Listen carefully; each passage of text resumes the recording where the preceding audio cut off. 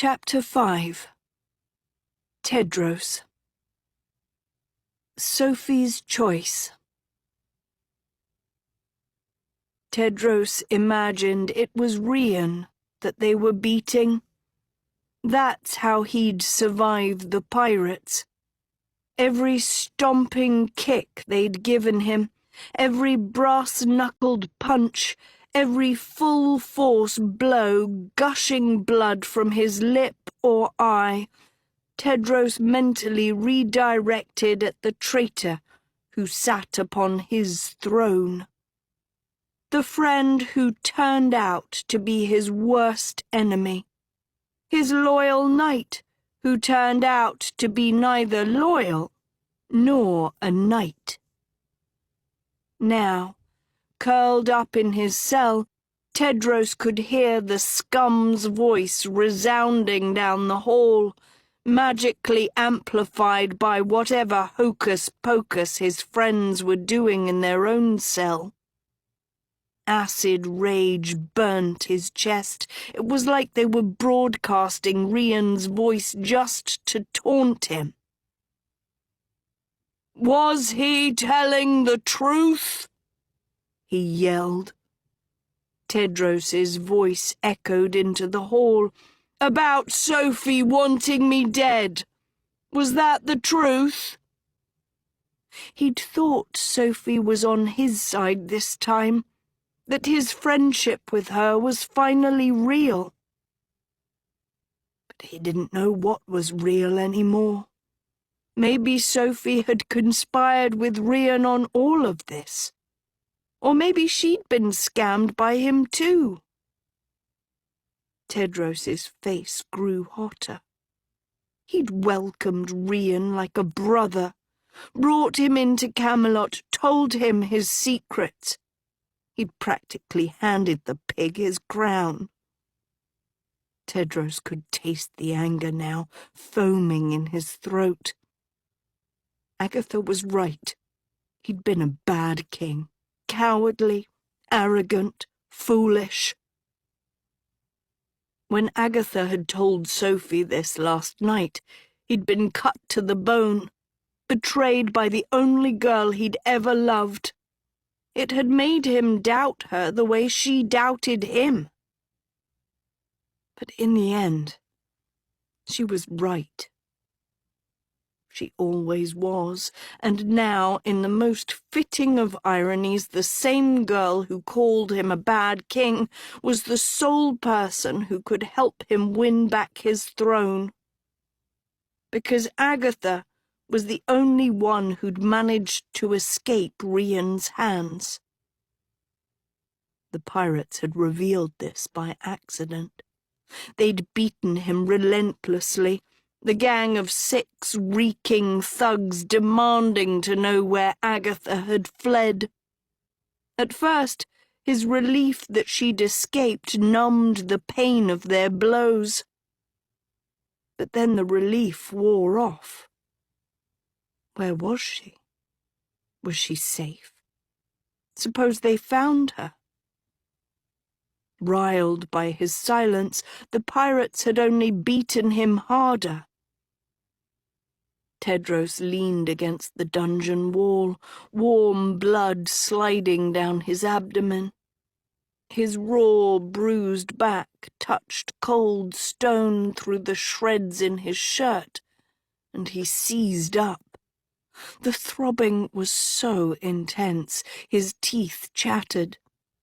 He tasted a sharp edge in the bottom row where one of them had been chipped. He tried to think of Agatha's face to keep him conscious, but all he could conjure were the faces of those filthy punks as their boots bashed down. The pirates' assault had gone on for so long that at some point it seemed disconnected from purpose, as if they were punishing him for his very existence.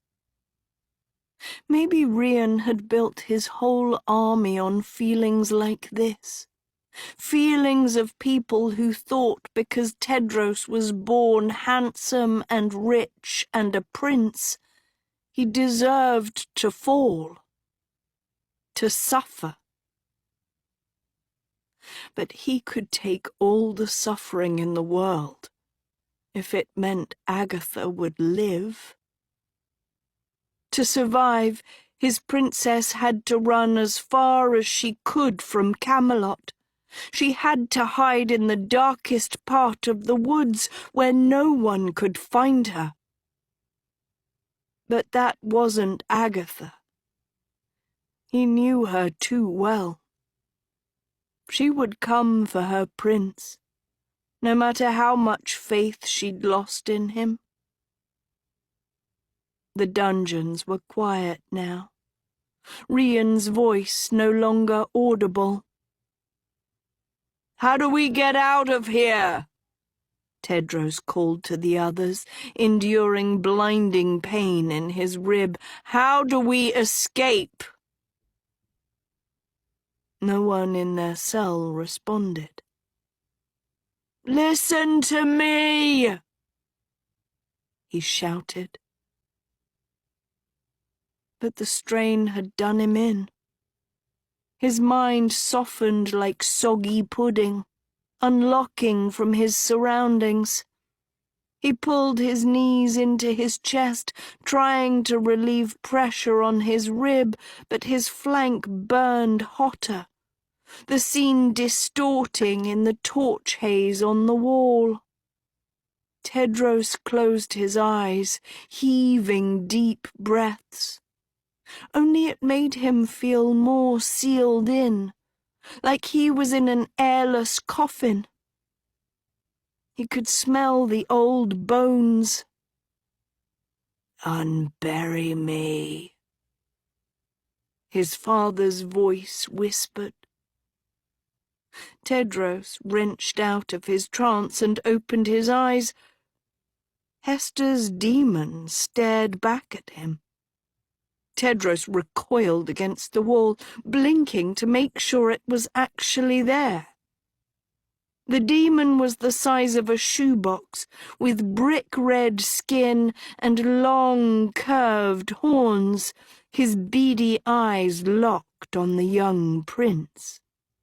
The last time Tedros had been this close to Hester's demon, it had almost hacked him to pieces during a trial by tale. "We thought this would work better than yelling across the dungeon," said the demon. Only it didn't speak in a demon's voice. It spoke in Hester's. Tedros stared at it. "Magic is impossible down here. My demon isn't magic. My demon is me," said Hester's voice. "We need to talk before the pirates come back." "Agatha's out there all on her own and you want to talk?" Tedros said, clutching his rib. "Use your little beast to get me out of this cell." "Good plan," the demon retorted, only with Beatrix's voice. "You'd still be trapped at the iron door, and when the pirates see you, they'll beat you worse than they already have." "Tedros, did they break any bones?" Professor Dovey's voice called faintly through the demon, as if the dean was too far from it for a proper connection. "Hester, can you see through your demon? How bad does he look?" "Not bad enough, whatever it is," Hort's voice said, hijacking the demon. "He got us into this mess by fawning over Rian like a love-drunk girl." "Oh, so being a girl is an insult now?" Nicola's voice ripped, the demon suddenly looking animated in agreement. "Look, if you're going to be my girlfriend, you have to accept I'm not some intellectual who always knows the right words to use," Hort's voice rebuffed. "You're a history professor!" Nicola's voice slapped. "Whatever." Hort barged on. You saw the way Tedros gave Rian the run of his kingdom, letting him recruit the army and give speeches like he was king. Tedros sat up queasily. First of all, how is everyone talking through this thing? And second of all, do you think I knew what Rian was planning? To answer the first, Hester's demon is a gateway to her soul, and her soul recognizes her friends, the demon said with Anadil's voice, unlike your sword. And to answer the second, every boy you like ends up a bogey. Hort's voice jumped in, the demon trying to keep up like a ventriloquist. First you were friends with Arik, then you were friends with Philip, and now you canoodled with the devil himself. I did not canoodle with anyone, Tedros yelled at the demon. And if any of us is cozying up to the devil, you're the one who's friends with Sophie. Yeah, Sophie, the only person who can rescue us. Hort's voice heckled. Agatha's the only person who can rescue us, you twit. Tedros fired. That's why we need to get out now, before she comes back and gets captured. Can everyone shut up? The demon snapped in Hester's voice. Tedros, we need you to... Put Hort back on, Tedros demanded. After 3 years of Sophie using you as her personal bootlicker without giving you the slightest in return, now you think she's going to rescue us? Just because you wouldn't help people who needed it when the snake attacked doesn't mean she won't. Hort's voice thrashed. Idiot. Once she tastes a queen's life, she'll let us burn while she feasts on cake. Tedros slammed. Sophie doesn't eat cake. Hort sniffed. You think you know Sophie better than me? When she rescues you from that cell, you're gonna feel like a boob. Annie's rat is dead, the snake is alive, we're in a dungeon and we're talking about Sophie? And cake? Hester's voice boomed, her demon swelling like a balloon. We have questions for Tedros, yes? Given what we saw on stage, our lives depend on these questions, yes? So if anyone even tries to interrupt me, starting right now, I'll tear out your tongue. The dungeon went silent. The snake is alive? Tedros asked, ghost-faced. 10 minutes later, Tedros stared back at the red imp, having learned about the snake's reappearance, the birth of Lion's Mane, and everything else Hester and the team had seen in the magical projection they'd conjured in their cell. So there's 2 of them. Rian and this Jasper, Tedros said. Japheth, the snake. And that's how we think they tricked both the lady and Excalibur. They're twins who share the same blood. The blood of your father, they say. The demon explained. If we're going to bring them down, we need to know how that's possible. You're asking me? Tedros snorted.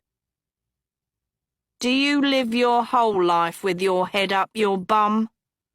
Hester's voice scorned. Think, Tedros. Don't shut down what might be possible just because you don't like the idea of it. Can these two boys be your brothers? Tedros scowled. My father had his faults, but he couldn't have bred two monsters. Good can't spawn evil, not like that. Besides, how do you know Rian didn't pull Excalibur because I'd done all the work dislodging it? Maybe he just got lucky. The demon groaned. It's like trying to reason with a hedgehog. Oh, just let him die. If they are his brothers, it'll be survival of the fittest, said Anadil's voice. Can't argue with nature. Speaking of nature, I have to use the toilet, said Dot's voice. Professor Dovey's voice muffled something to Tedros through the demon, something about his father's women. I can't hear you, said Tedros, cramming deeper into a corner. My body hurts, my head hurts. Are we done with the interrogation? Are you done being a pea-brained fool? Hester railed. We're trying to help you. By making me smear my own father, Tedros challenged. Everyone needs to cool their milk, said Nicola's voice. Milk? Kiko's voice peeped through the demon. I see no milk. It's what my father used to say at his pub when it got too hot in the kitchen, said Nicola, calmly talking over the creature. Tedros, what we're trying to ask is whether there's anything you can tell us about your father's past that makes Rian and his brother's claim possible. Could your father have had other children without you knowing? We get that it's a difficult subject. We just want to keep you alive.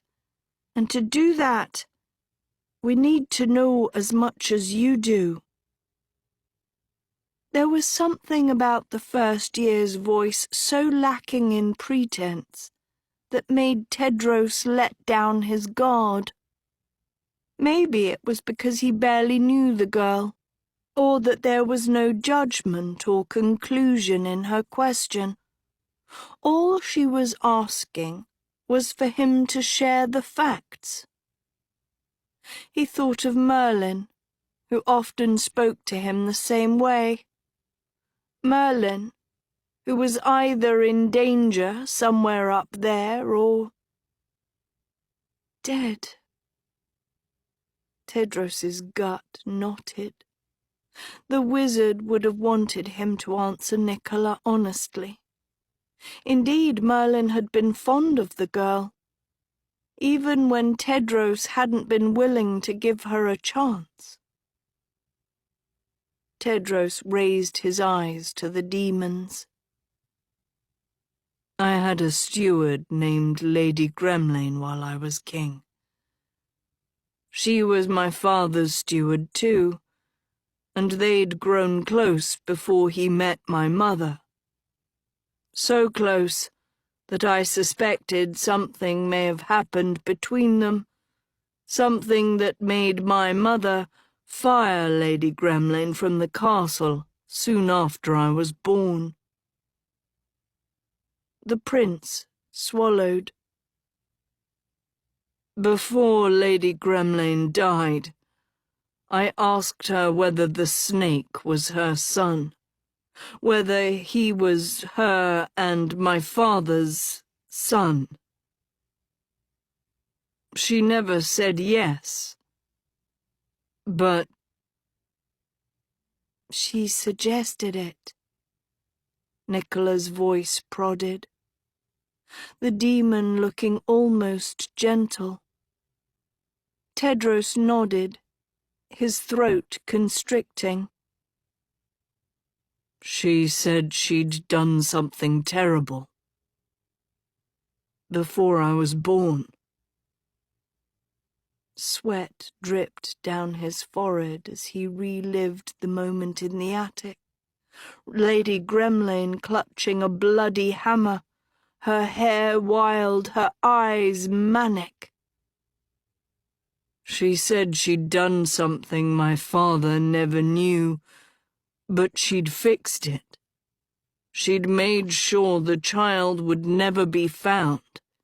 He'd grow up never knowing who he was.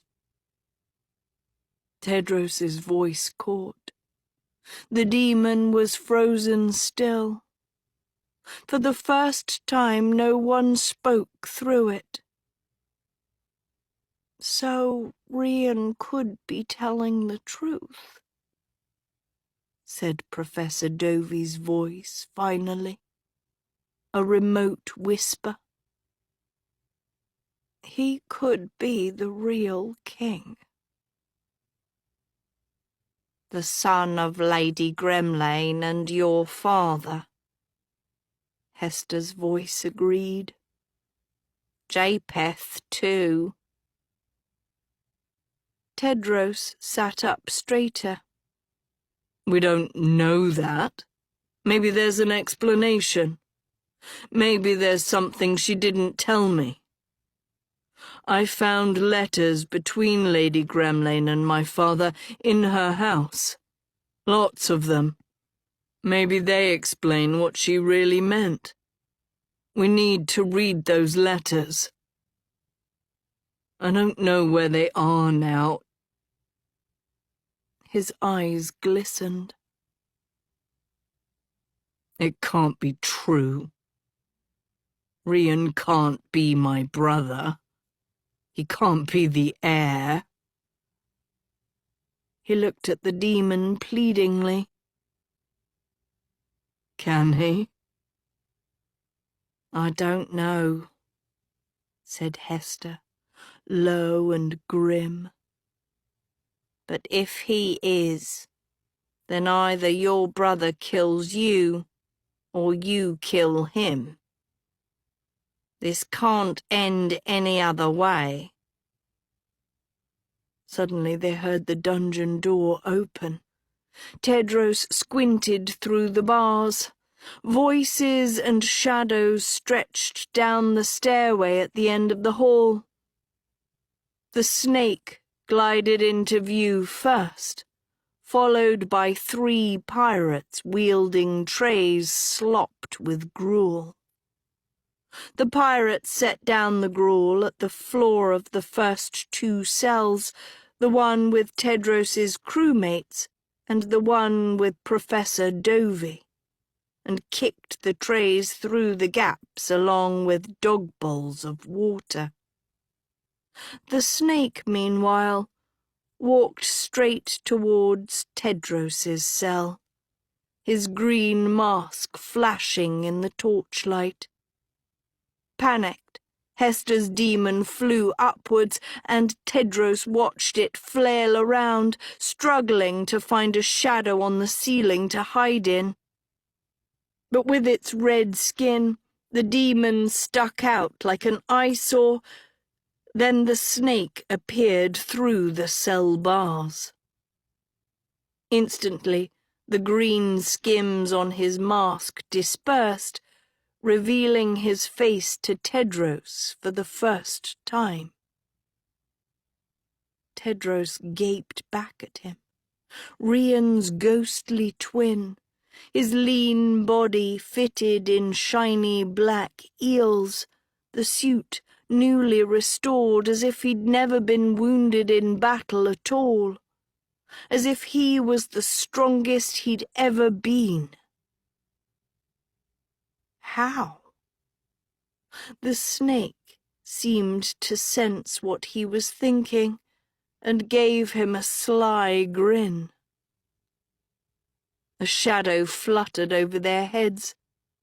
The snake's eyes shot up, searching the top of Tedros's cell, his pupils scanning left and right.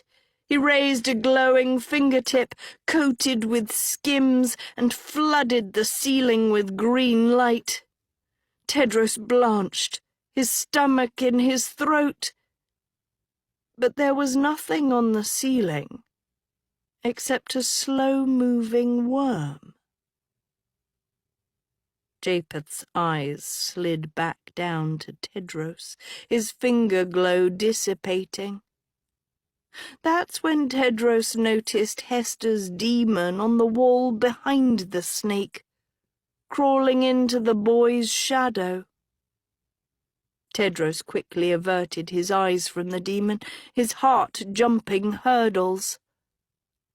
The snake gazed at Tedros's bashed-up face. "Not so pretty anymore, are you?" It was the way he said it that snapped Tedros to attention, the boy's tone dripping with disdain. He wasn't some masked creature anymore. He had a face. He was human now, this snake. He could be defeated. Tedros bared his teeth, glaring hard at the savage who'd killed Chaddock, killed Lancelot, and smeared his father's name. "We'll see what you look like when I ram my sword through your mouth.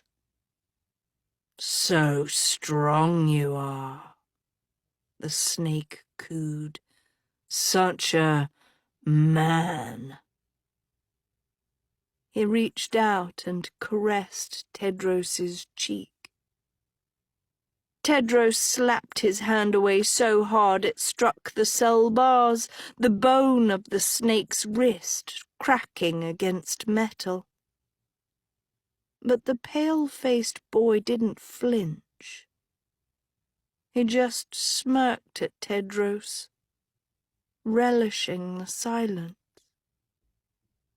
Then he pulled the black dungeon key from his sleeve.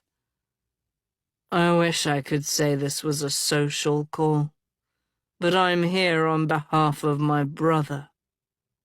After she had supper with the king tonight, Princess Sophie was given permission by King Rian to release one of you." He glanced down the hall and saw the rest of the crew poking their heads out of the cell at the other end, wide-eyed and listening. "That's right. One of you, who will no longer live in the dungeons, and instead be allowed to work in the castle as the princess's servant under King Rian's eye. One of you, whose life will be spared." The snake looked back at Tedros. "For now." Tedros bolted straight as an arrow. "She picked me." In a flash, all doubts Tedros had about Sophie vanished. He should have never mistrusted her. Sophie didn't want him dead. She didn't want him to suffer, no matter how much they'd hurt each other in the past, because Sophie would do anything for Agatha, and Agatha would do anything for Tedros, which meant Sophie would do anything to save Tedros's life, including finding a way to convince a usurping king to set his enemy free. How had she done it? How had she gotten Rian on her side? He'd hear the story soon enough. Tedros grinned at the snake. "Get moving, scum. Princess's orders," he said. "Open the door." The snake didn't. "Let me out," Tedros commanded, face reddening. The snake stayed still, the prison key glinting between his fingers. "She picked me," Tedros snarled. gripping the bars. "Let me out!" Instead, the snake just put his face to the prince's and smiled.